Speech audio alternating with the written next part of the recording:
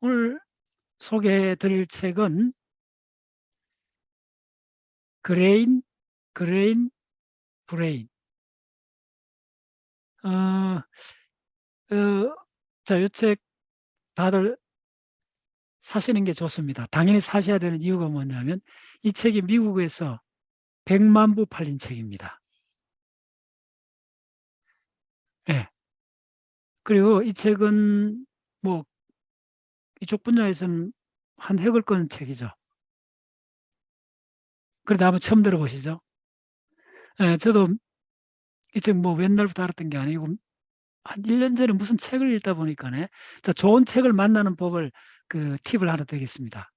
어떤 다른 책을 읽다 보면 그 책을 쓴 전문가가 자기가 다른 책에서 굉장히 많은 그 아이디어를 얻었다. 좋은 공부감이 됐다라고 책 속에서 다른 책을 소개하는 경우가 있습니다. 그럼 그거는 예외 없이 그 분야에 아주 전문가적이고 아주 훌륭한 책들입니다. 왜냐면 저도 알아요. 보통 책을 쓸 때 뭐 관례적으로 자기 인용한 거는 따로 레퍼런스를 다는데 책 본문 속에서 내 이 책을 읽고 굉장히 많은 걸 얻었다라고 쓰면 그 책은 그 저자를 움직인 한 10권의 책에 들어가는 겁니다. 그래서 그런 책은 놓치면 안 돼요. 예.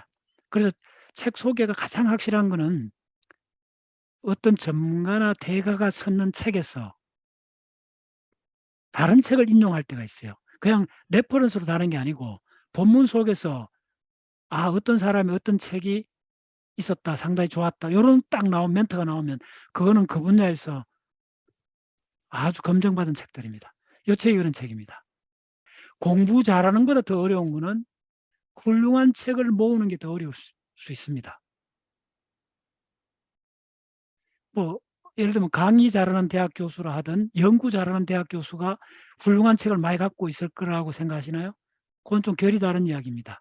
꼭 그렇지 않을 수 있습니다. 근데 여러분들이 어떤 분야를 조망하거나 전체적 감을 잡을 때 가장 필요한 능력은 공부 잘하는 능력보다 훌륭한 책을 빨리 사갖고 책꽂이에 꽂아두는 능력이 훨씬 더 중요한 능력입니다. 반대는 아닙니다. 자, 예를 들어 줄까요? 한 분야의 전문가는 될 수 있어요. 그 분야만 파면. 근데 그런 사람들은 다른 책 대부분 잘 안 읽습니다. 읽을 시간이 없어서. 그렇죠? 근데 이제 우리는 전문학자가 되는 게 아니잖아요. 여러 분야를 보고 자연이, 세상이, 역사가, 우주가 어떻게 작동하는가를 알고 싶은 사람들이잖아요. 그러려면 공부 잘하는 능력보다 더 중요한 능력은 훌륭한 책을 짧은 시간에 대규모로 모으는 겁니다. 예. 자, 그런 관점에서 이 책은 그런 반년에 들어갈 수 있는 책입니다. 그래서 제가 쭉 봤더니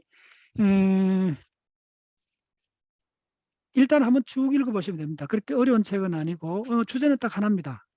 간단합니다. 이런 책은. 탄수화물 가능한 적게 먹으라. 그거에 대한 전 세계에 나와 있는 책 중에 가장 종합적으로 탄수화물을 많이 먹으면, 흰쌀밥을 많이 먹으면, 혹은 밀가루 빵을 많이 먹으면 어떻게 되는가 하는 이 책만큼 구체적이고 종합적으로 설명한 책은 드뭅니다. 특히 여기에 글루텐이라는 이야기가 나오는데 뭐 요리할 때 보면 그 주간 밀가루 반죽 비슷한 거 있잖아요. 예, 글루텐, 녹말가루. 예, 그거 맛 좋죠. 예, 이렇게 거품 과자 같은 거 이렇게 해놓으면 참 저도 이렇게 맛있죠.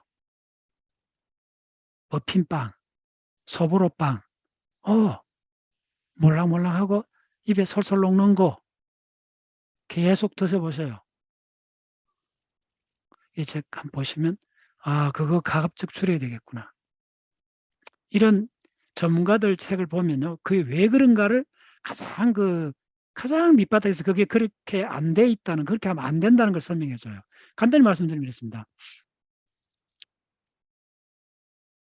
인간이 곡물을 먹은 지가 언제 될 것 같아요? 간단합니다. 농업혁명 이후입니다. 1만 년밖에 안 됐습니다.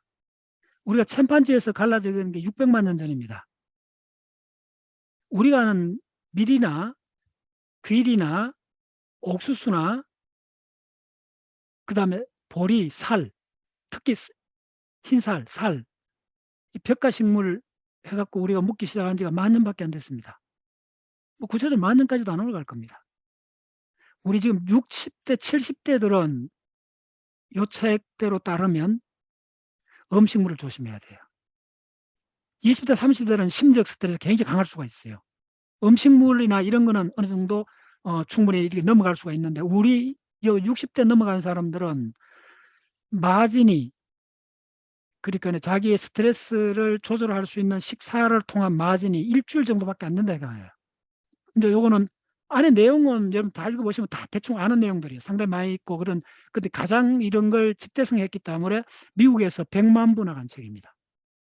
그리고 다른 분야에서도 이 책을 아주 굉장히 곡류를 많이 먹으면 안 되는 거에 표본으로 삼는 책이 이 책입니다. 오케이? 그리고 자, 요거 오늘 강의에서 요 책하고 실제로 링크되는 부분은 굉장히 어렵습니다. 결국은 이게 뭔 이야기냐 하면 왜 우리가 탄수화물을 많이 먹으면 어떤 상황이 벌어지냐면 소장에 들어가서 지금 박테리아하고 전쟁에서 게임이 집니다. 면역 시스템과 관계 있습니다. 내가 피곤하다는 말은 뭐냐면 면역 시스템과 관계 있습니다. 그래서 이거는 이 책 내용은 여러분들 쭉 읽으면 되는데 이 책을 근거로 하고 있는 그 바탕에 되는 지식은 지금 막 밝혀져 있고 전문가들도 어려워하는 부분들입니다. 바로 그게 뭐냐면 뉴로이뮤nolo지 커넥션입니다. 신경하고 면역 시스템의 커넥션. 그 다음 또 하나의 커넥션이 뭐냐면 겉하고 브레인의 커넥션. 이 두 커넥션이 지금 인체 생리학에서 프론티어들입니다. 그래서 장하고 브레인이 커뮤니케이션 하는데 가장 방해 요소가 곡물입니다. 탄수화물입니다. 밀가루입니다. 그리고 묵기 좋게 만드는 건 밀가루는 특히 더 위험합니다. 그래서 현미나 딱딱한 곡류가 그나마 나은 게 뭐냐면 섬유질이 남아있고 다 하시잖아요. 소화가 천천히 되기도 하면 그럴 뿐입니다. 그래도 뭐 조금 낫고 가장 빨리 분해되도록 가루로 만든 거는 60대 중반부터는 아예 끊을 생각하시는 게 좋습니다. 집에 상비약만큼 중요한 게 이런 책입니다. 조금 헷갈릴 때마다 이런 진짜 평생을 거쳐갖고 이런 걸 연구한 사람들 이걸 봐야 돼요. 오케이? 됐어요. 네. 미국에서 100만 부 나간 책입니다. 이 책이. 나와요. 이거 보시면. 미국 아마존, 뉴욕 타임즈, 월스트리트 저널, 베스트셀러 1위. 전미 100만 독자가 선택한 화제의 책입니다.